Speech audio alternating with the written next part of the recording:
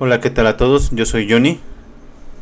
¿Qué tal? Yo soy Cedres y esto es Mentes Paralelas.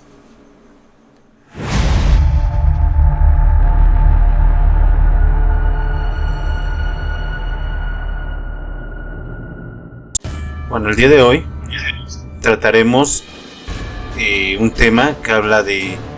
son demonios, seres eh, mitológicos que hasta la fecha pues no se ha comprobado que existen, pero se cree y muchos creen que sí existen los vampiros. Se han hecho películas, hay personajes de cómics, superhéroes incluso, basados en este tipo de personajes. Y bueno, pues muchos los conocemos y no todos conocen todas las historias que hay sobre ellos. Entonces, ¿tú qué piensas de los vampiros, Cedres? Yo digo que sí existe, o por lo menos aquí en México hubo una cortinota de uno que se llama el Chupacabras, pero bueno, eso ya depende de cómo lo veamos. Que realmente sí existen los vampiros, ¿no? Como tal, es el murciélago que bebe sangre, que es conocido como el vampiro. Hay otros murciélagos que se alimentan de puras frutas. Pero ya hablando de estos temas que se han estado nombrando desde hace muchísimos años, incluso siglos, mm, pues como tú dices, no hay como tal una explicación si realmente existe, incluso ni siquiera hay como tal una evidencia que diga, esto es parte de un vampiro. Pero pues bueno, entre la ciencia ficción y la realidad estamos a nada de que sea real, ¿no? Entonces, en lo personal a mí me gusta muchísimo todo este tema del vampirismo. No lo conozco así que diga, me sé todas las historias, pero por lo menos hay una escritora en la que me encantan sus libros, y en la que se han basado muchos, por lo menos desde los 80s hasta la fecha, para pues, crear películas, algunas series, incluso personajes como tú comentas de cómics, videojuegos, superhéroes. Entonces, creo que aquí sería importante hablar un poquito de lo que nosotros hemos conocido como los primeros vampiros, que son los primeros del tiempo, y como tal primeros del tiempo desde que conocemos como tal la humanidad, ¿no? Hablando un poquito de forma romántica, lo que dice la Biblia, y a partir de ahí, pues, bueno, todo lo que se desencadenó los vampiros. Exacto, mi buen Cedres. Fíjate, hay varias historias y varias están basadas en la Biblia, exactamente. Eh, bueno, sabemos que es el libro más leído a nivel mundial, ¿no? Y pues hay partes que no se incluyeron en la Biblia. No incluyeron a una persona que fue pues la primera mujer de Adán, que aparece en las escrituras judaicas de los judíos, que es Lilith, la primera esposa de Adán antes que Eva. Eh, y bueno, ella dicen que fue el primer vampiro, una de estas historias. Les voy a leer un poco de esta historia, la tengo aquí. Lógicamente no me la aprendo de memoria, entonces prefiero leérselas. Y va de esta manera.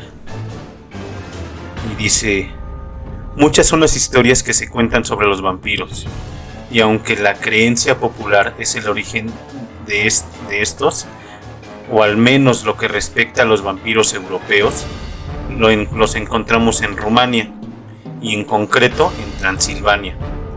Lo cierto es que si analizamos con detalle quién fue el primer vampiro de la historia, la respuesta resulta bastante sorprendente. Basta con hacer un viaje al pasado y analizar las culturas y religiones del mundo para comprobar que muchos consideran que el primer vampiro de la historia no fue en realidad un hombre, sino una mujer, y en concreto una vampira llamada Lilith. Otras criaturas demoníacas, sin embargo, también se reflejan en la figura de Lilith, como la figura griega y serpentina de Lamia, en parte humana y en parte animal, secuestradora de niños o fantasma seductor que atraía a los jóvenes para alimentarse de su sangre y sus fluidos vitales. También de la mitología griega tenemos a los mormos, cuyas víctimas favoritas eran los niños, pero también de la antigua Roma tenemos a las Stryggers, precisamente vampiros femeninos. La historia de Lilith, figura presente en las antiguas religiones mesopotámicas, era un demonio vinculado al viento y la tormenta en la mitología sumerio-acadia. Lilith es el nombre de la Virgen Negra, con apariencia de serpiente, que encuentra su hogar en el tronco del árbol plantado por la diosa Inanna y puesto en fuga por el héroe Gilgamesh. Una alegoría que recuerda mucho a la de la serpiente y el árbol en la Biblia. Y en las tradiciones judías, Dios la creó como la primera esposa de Adán. Lilith, no queriendo someterse a la voluntad del hombre, gritó el nombre de Dios. Fue entonces cuando unas enormes alas de murciélago le brotaron, haciéndola tomar vuelo fuera del jardín del Edén. Al no gustarle Eva, que tomó su lugar y su descendencia. Esta se convirtió en un demonio nocturno sediento de sangre y devoradora de niños. En un texto antiguo y misterioso llamado Libro de Nod, el libro de los vampiros, el mito cuenta que Caín, maldito por Dios por matar a su hermano Abel, exiliado a los márgenes de la civilización, vagando hambriento y frío, temiendo al sol y sediento de sangre, conoció a una poderosa bruja llamada Lilith, también exiliada, la primera esposa de Adán, quien le enseñó a usar su propia sangre para realizar magia prodigiosa. El mito de los vampiros como los conocemos hoy en día, a pesar de que la leyenda de Lilith se construyera por el primer vampiro según el contacto por las religiones y en otras culturas, a nuestros ojos el vampiro por excelencia es representado en la obra del irlandés Bram Stoker, que publica su Drácula en 1897, un hito de ficción gótica y de terror, pero no es del todo ficción, dado que Drácula de Bram Stoker se inspira en la figura realmente existente del príncipe Vlad el Emperador, que vivió en el siglo XV en Transilvania, conocido como el Empalador debido a la brutal tortura que infligía a sus enemigos. Ahí yo creo que como tal es un mito, ¿no? Porque también hablan mucho sobre cómo es que realmente Lilith fue... Se habla de que Lilith como tal fue expulsada del paraíso, ¿no? Más no ella misma se fue por sus propias alas que ella generado, ¿no? Se dice que el pecado original viene desde ahí, desde Lilith. Hablando, y si mal no recuerdo, habla sobre el conocimiento del orgasmo, porque el sexo supuestamente solamente era para poder estar concibiendo y más no para estar disfrutando.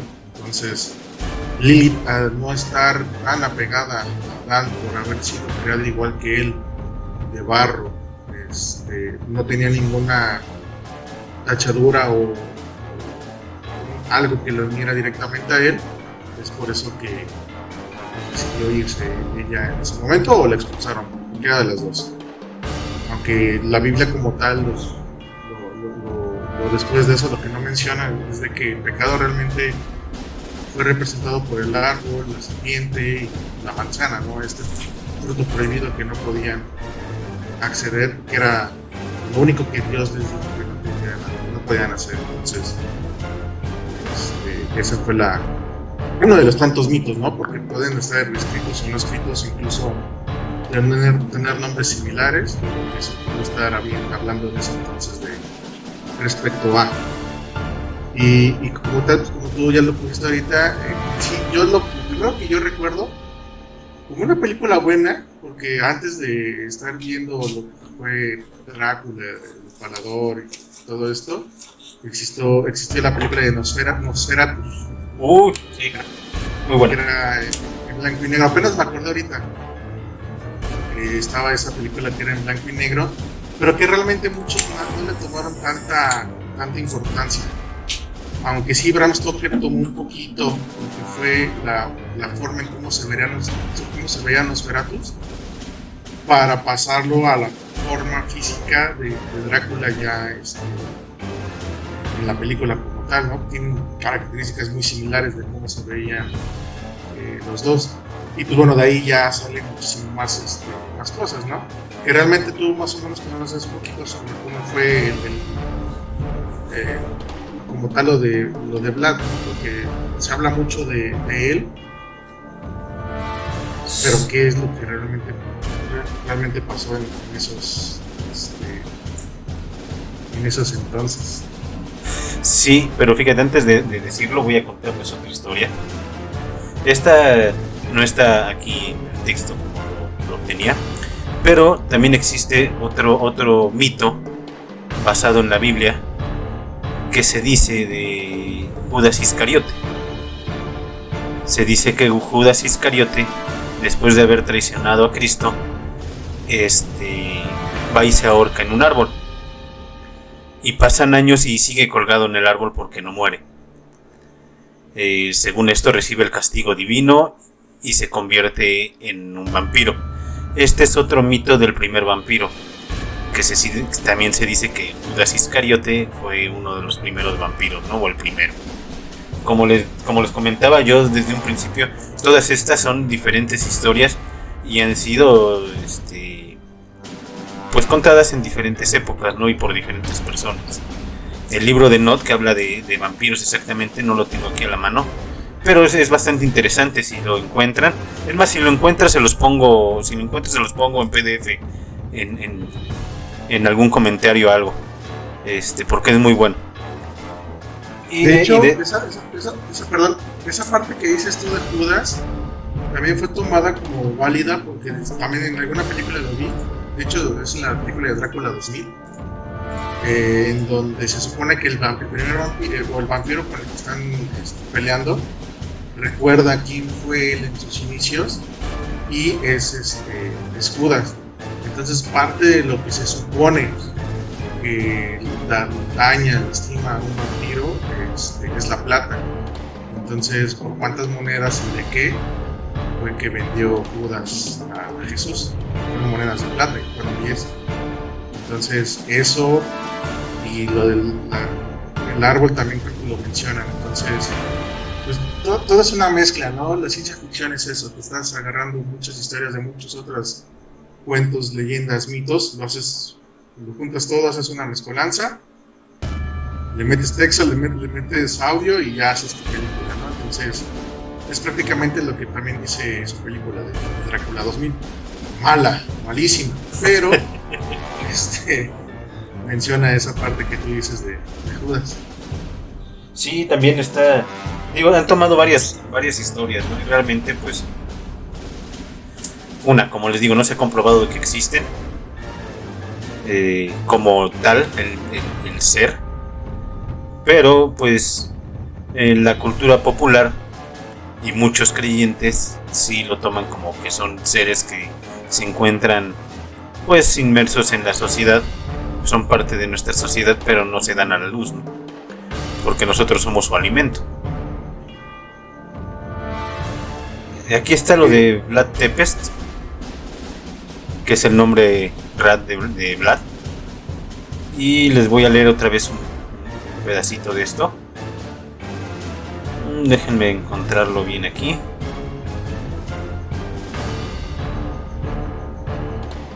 Dice, hace 540 años, el 14 de diciembre de 1476, fallecía en Transilvania el nombre auténtico del conde de Drácula, Vlad el Empalador, Vlad Tepes, humano. Este sádico príncipe fue el personaje histórico, tan real como la vida misma, que sirvió de inspiración a Bram Stoker para crear al vampiro más famoso de todos los tiempos. Como parte inmortal del imaginario colectivo, el imborrable y terrorífico personaje de ficción ha permanecido vivo generación tras generación gracias a la literatura y el cine. Pero ¿cuál es su verdadera historia? A diferencia del Drácula de Bram Stoker, Vlad, el Empalador, no era un vampiro, aunque las evidencias sobre sus sanguinarios gustos y gestas hacen pensar que se acercaba bastante a un monstruo de carne y hueso. Este despiadado príncipe de Valaquia, la zona sur de Rumania, se hizo famoso por hacer de la tortura su pasatiempo, ganándose el sobrenombre de El Empalador, por su afición de clavar a sus enemigos en estacas. Pero ¿por qué el personaje era tan cruel? En 1444, el padre de Vlad se vio obligado a entregar a 2 de sus 3 hijos como rehenes, Vlad Tepes, de 13 años, y su hermano Radu, quienes fueron trasladados a Estambul por generales del Imperio Otomano. A su regreso a casa, el joven Drácula descubrió que su padre había muerto apaleado y que su hermano, Mircea, el único que no fue capturado como rehén por los otomanos, había sido quemado y enterrado vivo. Como venganza, Vlad se convirtió en el Empalador, sembrando el terror sobre el pueblo que traicionó a su familia. Invitó a los boyardos a una cena de Pascua, pero como un episodio del Juego de Tronos se tratara, perdón por cómo se me fue, pero si un episodio de Juego de Tronos se tratara, el festín acabó en masacre. Empalamientos, ejecuciones masivas, crueles torturas. Puede que Vlad no durmiera en un ataúd ni llegara a beber la sangre de sus víctimas, pero se calcula que entre 1456 y 1462 mandó ejecutar más de 60,000 personas, sembrando el terror entre cualquiera que conociera de sus hazañas. Bueno, ya hasta aquí lo vamos a dejar. Como ven, es un personaje de la vida real.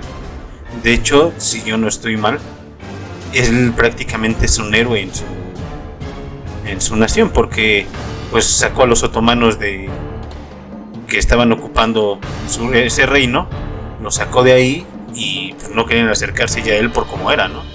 De hecho dicen que sus empalamientos dejaba a la gente viva durante mucho tiempo mientras estaban empalados, entonces la pasaban sufriendo todo el tiempo y pues los dejaban días y días ahí empalados sufriendo, y mientras las aves y demás les iban picando y arrancando los ojos, etcétera, etcétera.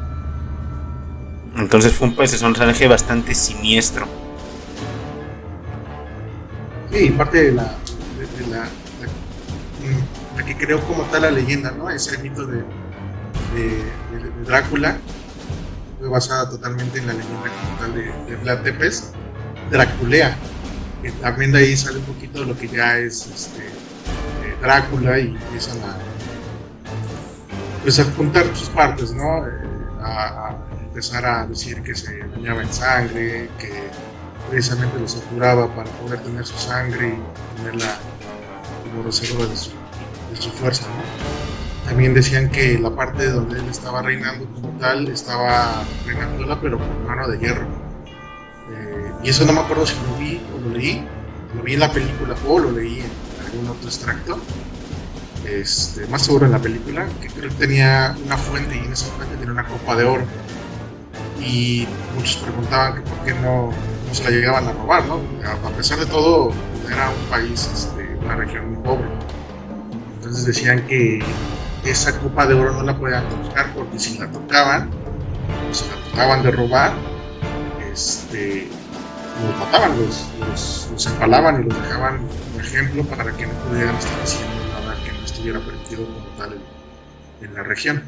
Entonces de ahí también ya nace mucho parte de su furia, ¿no? De cómo era realmente Vlad, y ya también de ahí se sacaron muchas historias, ¿no? Pensó el libro y después la adaptación de la película de Drácula, ¿qué año fue esa película? ¿Recuerdas? ¿O tienes el dato?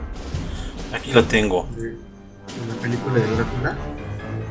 Espérame, aquí está. Fue en 1992 cuando salió la película con Keanu Reeves. Entonces, hablando un poquito de eso y un poquito de qué es lo que hace los mitos, ¿no? Del vampiro, qué necesita para vivir, qué necesita para morir, su forma de vida, siempre en la oscuridad, porque el sol no, todo eso. Sí, y eso yo lo menciono mucho porque, por ejemplo, a mí, Anne Rice, a mí me encantan mucho sus libros de las crónicas vampíricas. Y Anne Rice, como tal, escribió el libro en 1976 y sentó mucho las bases de cómo se crea un vampiro, que necesita un vampiro para alimentarse, porque los vampiros no pueden estar solos como tal, necesitan siempre estar en pareja, el romanticismo, ¿no? Tanto de cómo se creó, pues, como tal, esta fábula, ¿no?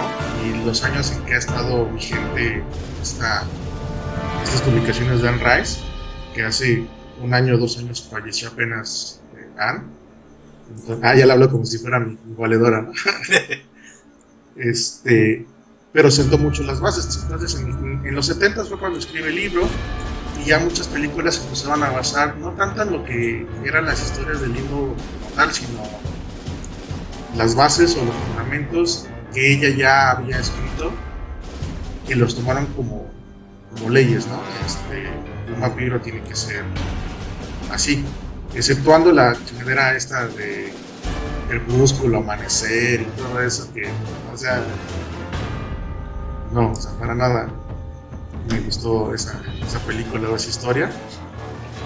Y por ejemplo, True Blood, ¿no? De que también ya habla, es una serie, creo que es de AMC, que habla mucho sobre los vampiros que ya conviven como tal con los humanos, que los humanos ya conocemos y sabemos que existen los vampiros y que hasta cierto punto convivimos, ¿no? con ellos. Y más seres místicos, ¿no? Como hadas, lobos, hombres lobos, más bien. De hecho, también hay otra película que habla de los vampiros y los lobos, que se como los Lycans. De esas películas, no me acuerdo cómo se llaman, salieron 3 o 4 películas, y solamente la primera fue como que el éxito. Inframundo. Así es. Como que también ya no las tomaron muy en serio, pero sí ya sacaron estos libros, salió Drácula, de Bram Stoker, la película basada en el libro, y el parteaguas de muchos, yo creo, es Entrevista con el vampiro, ya lo que habla un poquito de la historia del Lestat, que es como el principal, y Loomis, ¿no? Que fue su acompañante por muchos años hasta que pues, empezaron a dejar de ver, se salieron de las historias y ya se enfocó mucho más en Lestat. Entonces, sí, yo sí lo tomo más parte lo que escribió Anne Rice, como tal, como un culto vampírico, a los demás que trataron de sobreescribir un poquito lo que ya estaba basado, ¿no? En eso. Sí, de hecho, Anne Rice tiene bastantes libros, no me acuerdo cuántos son. ¿Tú tienes por ahí el dato o te lo sabes? Digo, te los debes saber porque creo que a ti te encantan esos libros. Me parece que son 11 o 12 de los últimos libros que habló, porque también su hijo empezó a escribir historias alternas sobre el Estado. Entonces, en algún punto se pierde, o perdí yo más bien, la continuidad de los libros, pero son muchísimos. Por ejemplo, el primero pues, es Entrevista con el vampiro, después el Estado del vampiro, La reina de los condenados, Moch, y así se va hablando no solamente del Estado, sino de todos los vampiros que él empezó a conocer y los más grandes, ¿no? Sobre todo los que no pueden ser mencionados, que ahí habla que son los vampiros que son los primeros, ¿no? También se dice mucho que Cleopatra es la primera vampira, y Ramsés II es su acompañante de vida. Entonces, pues, también ahí habla mucho de ellos. No te los pone como tal en el nombre que son ellos, pero te da muchas pistas de que pueden ser ellos los vampiros, los padres, o los que no pueden ser mencionados. Entonces, habla mucho de eso y realmente es muy interesante cómo cuentan las historias de los vampiros. Sí, de hecho aquí están, mira, En la entrevista con el vampiro lo saca en 1976. Luego saca El vampiro Lestat en 1985. Luego La reina de los condenados, que también hubo una película, nada más que no le dieron como a mí no me gustó mucho cómo la realizaron, creo que lo pudieron haber hecho mejor. Es que fíjate que primero salió la entrevista con el vampiro en el 94, 98 más o menos. Y después salió Drácula 2000.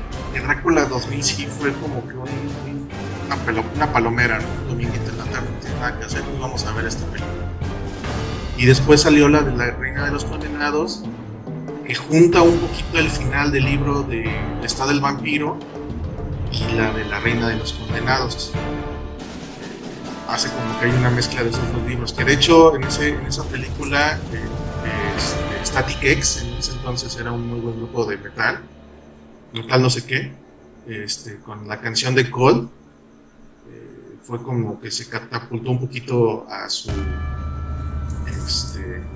éxito de la banda, pero pues ya después de ahí ya no se pudo notar mucho esa banda, ¿no? Entonces salió ese y ya después ya no hicieron nada como tal así de vampiros hasta Inframundo, que ya mezclaban los vampiros. No es cierto, perdón, Blade. Se me estaba olvidando Blade, que es parte de este antihéroe que existe en Marvel, junto con... ¿Si es Marvel o es DC? Es Marvel. Es Marvel, ¿verdad? Sí.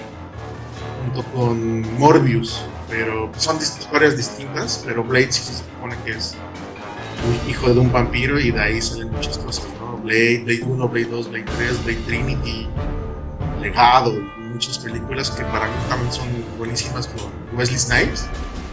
Lástima que el cabrón está en el mero éxito y creo que lo metieron al bote. Sí, tuvo un tema de drogas, algo así, y se fue todo. Entonces, lástima, porque era muy buena franquicia lo que estaban haciendo con Blade. Y después de Blade, paralelo en la segunda y tercera película, salió Inframundo, los Lycans, ya después estaban los Lycans y los vampiros, ya un relajo totalmente ahí que no me gustó más que la 1. También está buena la que le hace, es una introspección, güey, es ¿cómo les dicen cuando es antes de? Es una, caray. Es un... Ya sé. Se me fue el nombre completamente. Sí, a mí también. Pero bueno, es antes de que pasara Inframundo. Esa también está buena. Y bueno, también de Anne Rice sigue el cuento del ladrón de cadáveres, Menoch el diablo, el vampiro Armand, luego es Merrick, luego Sangre de oro, Granja Blackwood, luego Cántico de sangre, luego El príncipe Lestat, luego 2016 y el último que sacó en el 2018 fue Comunión de sangre. Sí, de hecho ahorita por ejemplo La reina de los condenados y Menoch son los que salen en el libro del Lestat, por ahí así de la tercera parte del libro, que son los vampiros que no pueden ser mencionados, de los que no se hablan, porque son los primeros que salieron como tal, ¿no? De ahí sale todo el linaje de vampiros, los mencionan ahí. Y Armand, el vampiro, también es parte muy importante en el libro del Lestat, porque él es quien lo crea al Lestat. De hecho, de todas las creaciones que hacen, por ejemplo, Claudia, Luis, la mamá de Lestat, la más importante y la que tiene más remembranza es cómo crearon a Lestat, y en este caso es parte de Armand, que es uno de los vampiros más viejos que pueden también existir y que siguen vivos como tal, ¿no? Porque se supone que después de que pasan 500, 600 años de vida, se empiezan a convertir como en piedra. Entonces ya no se empiezan a petrificar y su sangre es muy difícil de poder conseguir. Y la sangre de ellos es la única que puede revivir a un vampiro. Entonces está muy interesante.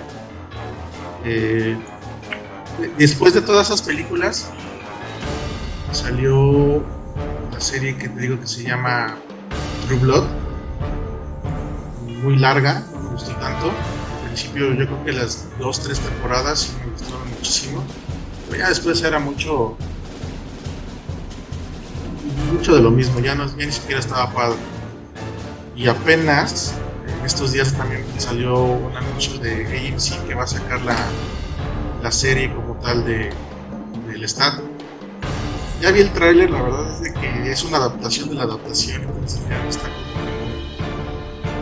muy interesante, ¿no? Digo, si leyeron el libro o están por leerlos, se van a dar cuenta que sí está muy medio rarita, entonces pues igual nada más por morbo la vería, pero no creo que vayan a sacar pues todo como tal, ¿no?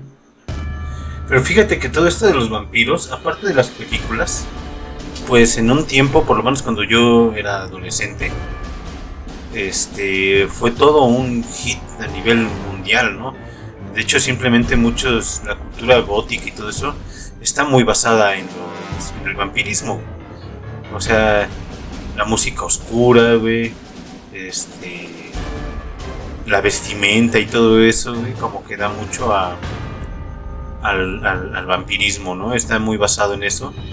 Y me acuerdo de muchas cosas que pasaban, ¿no? Cuates que decían que eran vampiros, se cortaban y se le echaban al tequila, le echaban sangre y babosadas así que hacía la gente en ese entonces, ¿no? Hasta tú de morro, güey, ¿no? O yo, bueno, yo no, pero yo sí recuerdo que pues en el 94 yo estaba 85, 91, no, antes. No, creo que tal vez pudo haber sido la de Drácula en ese entonces. De repente los morros, ya sabes, se pintaban con pluma, 2 puntitos. Ah, no mames, ¿qué te pasó? Un vampiro me visitó en la noche. Ay, no mames, estabas morro, güey. Ah, no, te vas a convertir en vampiro, come mucho ajo para que no te pase nada. Sí, güey, o sea, digo, a mí me tocó la cultura, güey. De hecho, había un programa, y no sé, nunca he dejado de decirlo. No creo que te haya tocado a ti, güey, pero hace muchos años había una estación de radio que se llamaba Rock 101, que hasta la fecha, pues es la única estación de radio que yo he escuchado, güey, que hacen renombranzas de esa estación en otras estaciones de radio. Y en las noches, güey, estaba Iñaki Manero con un programa que se llamaba Los Cuernos de la Luna. Ese programa a mí me encantaba. Era los miércoles a las 11 en punto de la noche. No me acuerdo si eran a las 11 o a las 12 de la noche. El chiste es de que exactamente hablaban de vampirismo, de demonología, de magia, de brujería, etcétera, etcétera, ¿no? Ciertos temas que le pegaban pues, a la juventud en ese entonces, ¿no? De lo que estaba, pues se podría decir, de moda. Digo, cada quien siempre ha tenido su forma de pensar y siempre se ha respetado, ¿no? Desde ese entonces, Iñaki Manero sacaba mucha información, leía libros, leía historias, ¿no? Sobre vampiros, sobre demonios, etcétera, etcétera. Las contaba en el radio y era muy padre escucharlo. Y todo eso viene de la cultura de los 90s, ¿no? 80s, 90s. Sí, de hecho, no sé si era una contraparte en ese entonces con Órbita.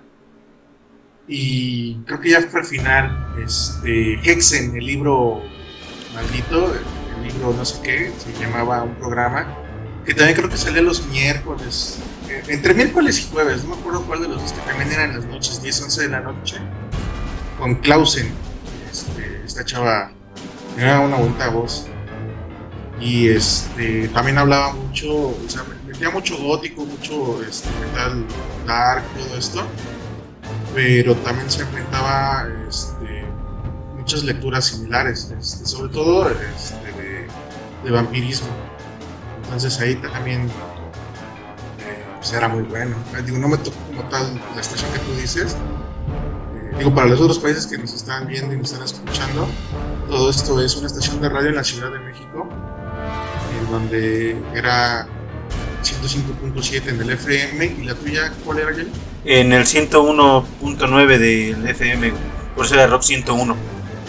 Entonces, en México creo que han sido las dos estaciones top en cuanto a cultura rock, metal, pues, ska, punk, hasta rockabilly, ¿no? Y muchas otras, ¿no? Pero era pues era música buena.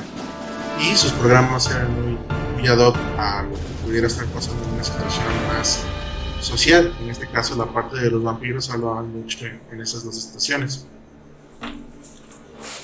Sí, de hecho fue bastante padre, pero ya adentrándonos en el vampirismo, pues hay varias mitos, ¿no? Se dice, de hecho yo he escuchado de que según en México también hubo pues cuadrillas de vampiros viviendo aquí, güey, y que según eran, también se dice, ¿no? Que son los que manejan al mundo, así como se dice de los extraterrestres ahorita y de todas las teorías conspiranoicas que también hay en este momento. Bueno, en ese momento pues entonces también se decía que los vampiros manejaban al mundo porque eran los seres inmortales y pues a través de los años y de todo eso habían amasado fortunas y prácticamente eran los que movían al mundo, ¿no?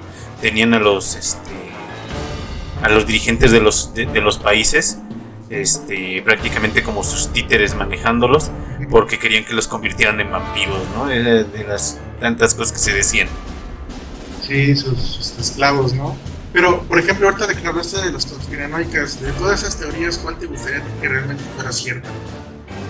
Híjole, güey, son muchas. Mira, yo en lo personal creo que sí hay extraterrestres. O sea, no puedo decir. A mí me encanta el espacio, tú lo sabes. A un punto de que sé que cómo se manejan muchas cosas en el espacio. Cuánto tiempo vamos a durar, etcétera, etcétera, ¿no? Entre todo esto, cuando tú ves el universo, yo digo, hay 400,000 millones de estrellas en la Vía Láctea, ¿no? De las cuales puede haber vida únicamente en las que están en los brazos de la Vía Láctea, porque nuestra Vía Láctea es una galaxia elíptica, entonces tiene como brazos, ¿no? Nosotros vivimos en uno de esos brazos. En todos esos brazos pudo haber vida alrededor. En el centro no, porque hay un agujero negro y ahí están haciendo estrellas, aparte porque hay mucho material para creación de estrellas. Entonces ahí es muy difícil que haya vida porque hay supernovas y muchas cosas que pues, si les tocara los destruye, ¿no? Entonces simplemente aquí en la Vía Láctea, si tienes 400,000 millones de estrellas y que nada más una de esas estrellas tenga vida, se me hace totalmente absurdo e ilógico, ¿no? Entonces, ¿a ti te gustaría más que fuera en realidad esa parte del nuevo orden mundial, que fuera por parte de los extraterrestres? Pues yo más bien creo que los extraterrestres, güey, nos vigilan. No creo que estén manejando a los gobiernos hasta cierto punto, porque ya tendríamos otro tipo de tecnologías, güey, o ya estaríamos pensando en otras cosas, ¿no? Estarían viendo cómo hacer que la humanidad avance para poder hacer más uso de ella, porque realmente somos una bola de idiotas todos, güey, o sea, realmente si lo vemos, nos falta mucho por crecer como humanos, güey, o sea, la mayoría, ¿cuántos asaltantes hay? ¿Cuántos asesinos hay? ¿Cuánta gente avariciosa hay en el mundo? O sea, simplemente la gente que está en el poder es gente avariciosa. Entonces, más bien, creo que nos observan y tratan de hacer un cambio, pero de una manera más sutil. No creo realmente que haya extraterrestres mezclados con el gobierno. Pero para ti, si alguien manejara el mundo, ¿quién sería que te gustaría que fuera? No, que los extraterrestres. A mí sí me mamaría un tema así de que si son vampiros y la noche se convierte en día y el día en noche. Yo la verdad, yo soy más partícipe de eso, pues, de esa fantasía. Es más fantasía que nada, ¿no? El vampirismo. Que tener un nuevo orden mundial por parte de los extraterrestres que están aquí. Pero pues sí, es algo que a mí sí me gustaría conocer, por lo menos, si es que existe. Creo que sí sería algo bueno. Eso y Goku, pero no es. Bueno, a mí me encantaría si conociera un vampiro y dijera, muérdeme, muérdeme. Te puede morder y te puede matar, güey, pero pues de que te quiera convertir es otra cosa. Bueno, conviérteme. Creo que también parte de lo que habla Anne Rice en todos sus libros es de que un vampiro no se le puede pasar a estar convirtiendo porque su energía, su fuerza, se traspasa a la mitad. Entonces, si es un vampiro viejo, nunca ha convertido a nadie, el primero que convierta va a ser la mitad de fuerte que él. Y así no hacia abajo. El que va a convertir hacia abajo va a ser la mitad de fuerte que él. Pues van a estar haciendo así pues tampoco débiles, no van a ser como tan fuertes. Entonces,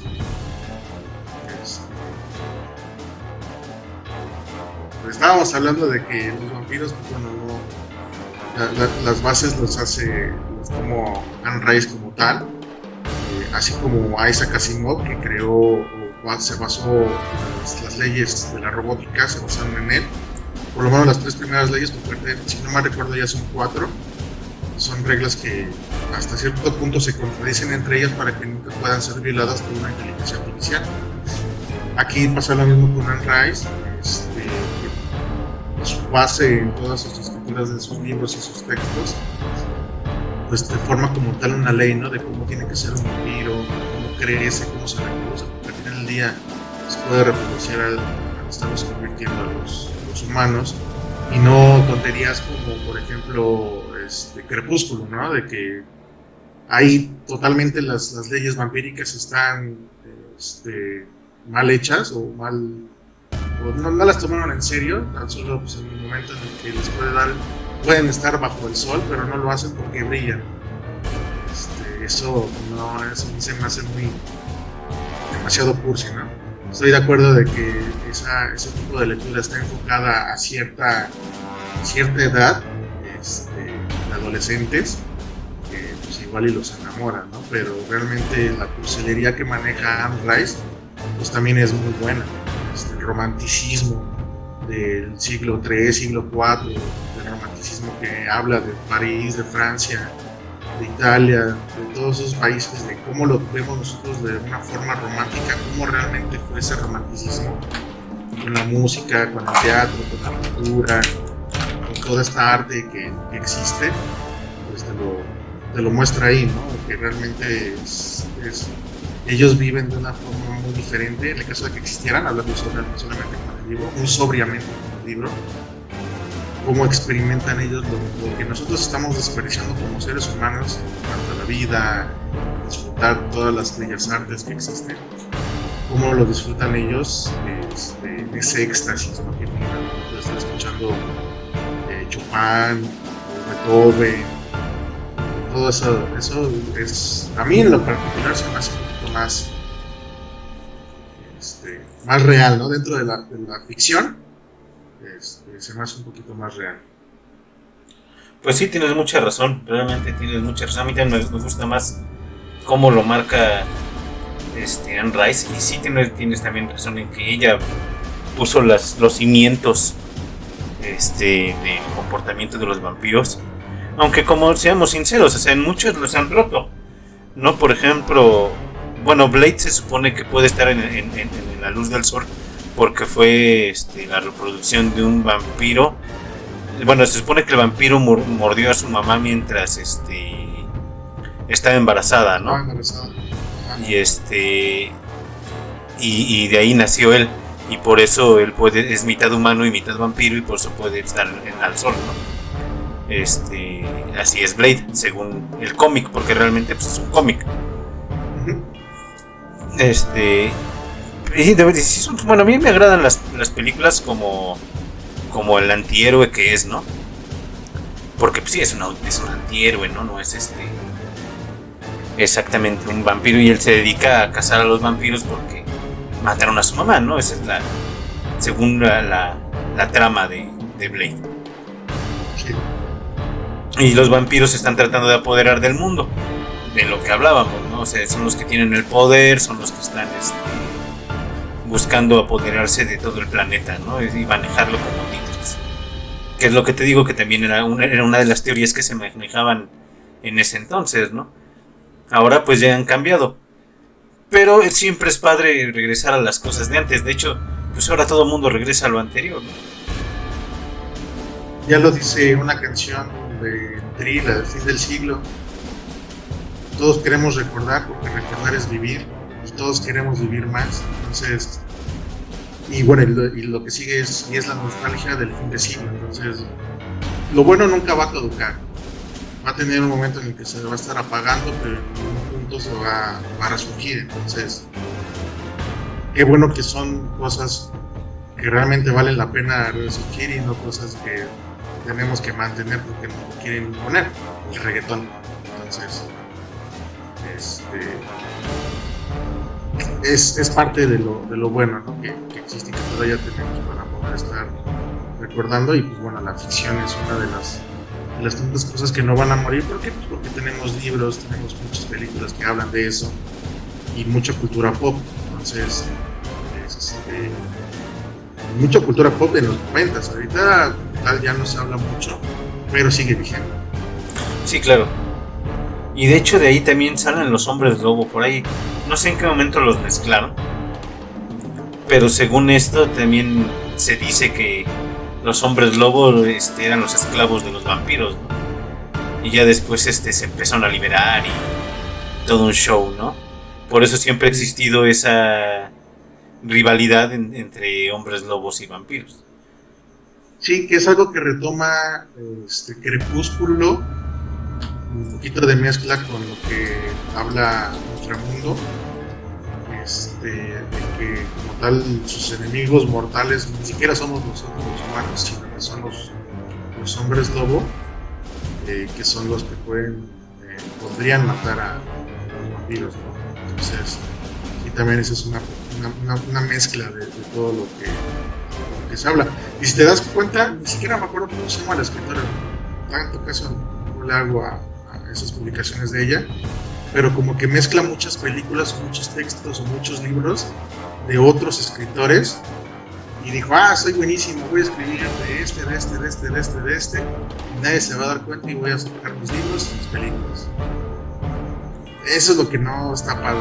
Entonces, pero lo que pasó con ella es de que escribió sus libros y de ahí creo que nada, escribió 1 o 2 y sacó un bestseller y de ahí la jalaron para hacer la película. Pero al final de cuentas, pues, o sea, no sé, mira, lo importante es que la fantasía siga existiendo, ¿no? Que la gente siga imaginando. No sabemos si esto es real o no. Lo que yo sí tengo bien presente es de que si desde hace tantos años se habla de algo, es porque algo tuvo que haber visto alguien. O sea, algo de verdad debe de haber en todo esto. O sea, sí.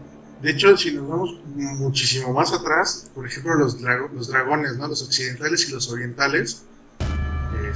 Los orientales pues son estos que son como serpientes, y los occidentales que son los que conocemos ya como dinosaurios grandotes con alas. Hay representaciones en culturas antiguas de esos dos tipos de dragones. Entonces, pues, la ciencia ficción tuvo que haber nacido de algo y veo otra cosa más que un poquito de la imaginación de las personas y la investigación que se debió de haber hecho antes de poder estar hablando de algo similar. Entonces, algo por ahí tuvieron que haber estado leyendo Bram Stoker en ese entonces, cuando creó su Drácula, o mucho antes de él. Y sí, debe de tener una base real para poder estarla buscando con la ficción. No, pues imagínate, si se habla de vampiros desde la época de Sumeria, que fue la primera civilización humana conocida hasta el momento, ¿no? Porque realmente no sabemos. De hecho, al final del programa les voy a poner un videito que habla exactamente de cosas, se llaman OPARTs, que son pues cosas encontradas fuera de tiempo encontraron la huella de un humano de hace 250 millones de años. O sea, y se supone que la humanidad tiene 200.000 años de vida. Entonces realmente a lo mejor ni siquiera conocemos desde cuándo está el humano aquí en la Tierra, ¿no? Entonces, bueno, si desde la Sumeria se hablaba de un demonio que consumía la sangre de las personas para vivir, ¿no? O sea, si desde ese entonces hay algo, es porque a lo mejor hay algo, ¿no? O sea, no digo que yo tenga la verdad, ni mucho menos. Y tampoco creo que sea, tampoco puedo llegar a creer completamente que existan. Pero, pues, si algo se escucha y se habla desde hace tanto tiempo, es porque algo hay. O sea, ¿quién se va a imaginar un dragón como tú lo dices, ¿no? O sea, con alas y con todo el show, ¿no? Y más en la época en la que, de las que se habla. Por ejemplo, la historia de los licántropos viene de la mitología griega, imagínate. Los Lycans, sí. Sí. Entonces, pues algo debe de haber por ahí. Y según esto, los hombres lobos era por maldición, ¿no? Algo así. Era una maldición que tenían y por la luna llena se convertían, algo así. Fíjate que de ellos no he leído tanto como para decir, su base es en esto. No han sido como tal tan mencionados los lobos en distintas, bueno, los hombres lobos en distintas cosas, pero pues de los más representativos está bueno, los de Stephanie Meyer, la escritora de Crepúsculo, en la parte de los Ultramundo, y en Harry Potter, el maestro Lupin, que era también lobo. Fíjate, aquí tengo un pequeño cortito. Dice: la historia de los hombres lobo o licántropos. El origen del hombre lobo se remonta a la mitología proto-indoeuropea, donde la licantropía se construye como un aspecto de la iniciación de la clase guerrera, según el paganismo germánico en la Edad de Hierro de Europa. En la antigüedad clásica, los hombres lobo se encuentran en la literatura y mitología griega. Herodo escribió acerca de los Neuri, una tribu que vivía al noreste de Escitia, y se transformaban en lobos una vez al año durante varios días y luego volvían a su forma humana. O sea, también de este tipo de mitos se habla desde hace muchísimos años. O sea, ¿no? Y algo tiene que haber. O sea, aquí en México se habla de estos chupacabras. ¿Mandé? Aparte del chupacabras, güey. Los chamanes de Catemaco, güey, que se transforman en animales, ¿no? Fíjate que también superponiendo un poquito de esas historias de los chamanes y los ¿cuáles son los otros que también se convierten? Los que son muchos de leyenda allá de Oaxaca, Mérida, Chiapas. Déjame lo busco porque la verdad no me acuerdo, pero sí sé de qué me hablas. Pero bueno, hablando mucho de esos brujos, los chamanes que se convierten en animales. Nahuales. Los nahuales. Ves que también tenemos nosotros representaciones de los guerreros águila, los guerreros jaguares, todo esto. ¿Quién no dice que realmente esos guerreros se pueden convertir en esos animales? Claro. O sea, como tal, tenemos tan poca información de nuestras culturas base que solamente los vemos igual representados con cabezas de león o cabezas de águila, pero quién quita que también pudieran haber sido los primeros nahuales o los chamanes los que se convertían y eran los guerreros para proteger. Buen punto. Muy buen punto, mi buen Cedres. Pues sí. Y bueno, pues a mí me gustaría que dejaran sus opiniones, qué creen ustedes. Platíquenos, o sea, hay muchas cosas que nosotros platicamos, buscamos alguna cierta información, investigamos un poco. Y bueno, lógicamente son cosas que nos gustan a nosotros, ¿verdad? Porque si no, pues nos aburriría estar investigando y checando, ¿no? Pero todo este tipo de temas creo que ya tienen muchos años Y bien, díganos sus opiniones, qué piensan ustedes de los licántropos, qué piensan de los nahuales, qué piensan de los vampiros, si creen que las son historias, simplemente mitología, o si creen que sean seres que se esconden entre la sociedad y conviven con nosotros y que están presentes desde la antigüedad hasta la fecha. Coméntenos lo que quieran, y pues platíquenos también sus historias. A lo mejor alguien ahí tiene algo, alguien que vio algo o que escuchó algo por ahí, ¿no? Sí, y pues si quieren también ser partícipes de este podcast, pues bueno, también coméntenos, déjenos ahí su contacto y podemos estar buscando y platicar para ver qué podemos hacer en conjunto para que puedan estar aquí en el programa. Su like, compartan, suscríbanse, nos ayuda mucho para poder seguir haciendo este tipo de contenido. Si les gusta, si no les gusta también, nos ayuda también para hacer. Déjame, les voy a poner el video. Increíble. Es la llamada máquina de Antiquitera. Fue descubierta por buzos frente a la costa de Creta, en 1901. Los buzos estaban buscando otros tipos de objetos y hallaron un conglomerado incrustado de algo que nunca antes habían visto. Recuerden esto, sucedió en 1901, casi al final del siglo antepasado y no el siglo pasado. Y cuando llevaron el objeto a la superficie, vieron incrustado entre las conchas y el sedimento una serie de engranajes muy sofisticados como nunca antes se habían visto, así que tomaron este objeto y lo conservaron. No podían explicarlo, y no fue sino hasta que los rayos X se hicieron un poco más sofisticados y pudieron penetrar el sedimento, cuando lograron revelar algo en su interior, sofisticados engranajes variables que se entrelazan de una forma tal que el mundo nunca antes había visto.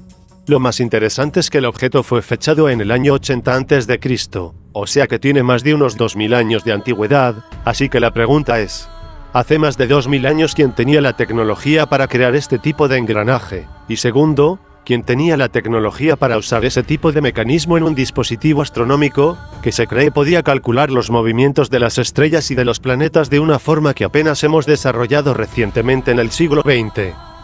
Este es un excelente ejemplo de un objeto fuera de lugar, pero esto va más allá. Fue en Nuevo México en el año 1987, cuando un investigador halló lo que ven ahora en su pantalla, y es exactamente lo que parece, una huella humana. No es una huella humana cualquiera, es la de un perfecto y formado ser humano.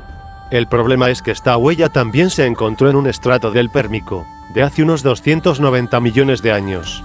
Pero si los humanos aparecieron supuestamente apenas hace 200.000 años, ¿qué hace entonces una pisada humana en un estrato de hace 290 millones de años?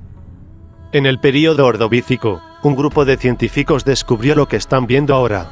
Es un martillo de hierro con un mango de madera encontrado específicamente en London, Texas, fue hallado en 1936. Tampoco puede ser simulado. El mango está incrustado por completo en el estrato y la madera de este mango, de hecho quedó carbonizada, así que, el mango es totalmente de carbón. ¿Cómo llegó este martillo a un estrato de unos 140 millones de años de antigüedad? One of the more intriguing of those artifacts is the London artifact, a hammer. This hammer was discovered in June 1936. It is in rock, hard concretionary rock, that is assigned an age of 140 million years. Ahora vayamos a Sudáfrica. Hace años en Sudáfrica se halló uno de los grandes misterios, un campo completo de esferas de un metal que no existe en nuestro planeta tal como lo conocemos hoy. Es una aleación, y no ocurre en la naturaleza terrestre, pero además, las esferas tienen ranuras creadas por máquinas. Algunas son grandes, decenas de centímetros de diámetro, otras tienen apenas unos cuantos centímetros. Pero aquí está el problema. Esas esferas de Sudáfrica han sido fechadas, y tienen 570 millones de años. Veamos un poco de contexto. Lo que ven es un mapa geológico del tiempo. En la parte de arriba están los estratos más recientes y en la parte de abajo están los más antiguos. Ya hablamos de período Pérmico y del Ordovícico, y el Pleistoceno cerca de la cima. Estas esferas vienen de una época en el fondo de la tabla de antes de que comenzara la vida. En esa época sí había vida, pero era más primitiva, era unicelular. Tal vez amibas, vida biológica muy primitiva, es lo que se conoce como el periodo precámbrico. Así que este es el misterio que hacen estas esferas artificiales y tecnológicamente avanzadas en un lugar de Sudáfrica, y en una época en la que no solo no habían humanos, sino que la forma más avanzada de vida era de... Pues bueno, les dejamos nada más ese video para que se queden pensando en los objetos que se han encontrado y en qué fechas, y piensen un poquito en si realmente estamos solos. Como les decíamos, este va a ser va a estar en el próximo programa. Y pues, muchas gracias por todo. Como dijo Cedres, déjenos un like, sus comentarios. Y pues apóyenos, por favor, siguiéndonos este canal, por favor, para que podamos seguir creando más contenido. Nos vemos la próxima y comenten cómo les pareció este nuevo video. Muchas gracias, cuídense. Hasta la próxima. Nos vemos.